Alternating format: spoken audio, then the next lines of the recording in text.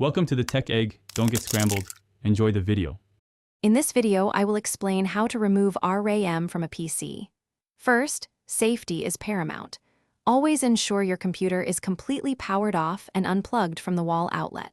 Next, ground yourself by touching an unpainted metal part of the PC case. This simple step prevents electrostatic discharge, which can damage sensitive components. Then, carefully open your computer's side panel to access the internal hardware. Now that your PC is open, let's locate the RAM modules. They are typically found near the CPU, inserted into long, narrow slots on the motherboard. These slots often have small clips on either end. Take a moment to observe how many modules are present and their orientation.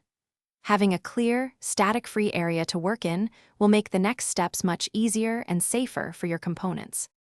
With the RAM located, it's time for removal. Each RAM module is held in place by two small retention clips, one on each end of its slot. Gently push these clips outwards or downwards, depending on your motherboard's design. You will notice the RAM module slightly pop up from its seated position.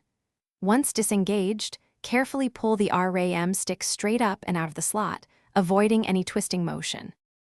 After successfully removing your RAM, proper storage is important. If you are not immediately installing new RAM, place the removed modules into an anti-static bag to protect them from static electricity and dust. This ensures their longevity. You might also consider using a can of compressed air to gently clear any dust from the now empty RAM slots. Finally, carefully close your PC case and reconnect all necessary cables before powering it on.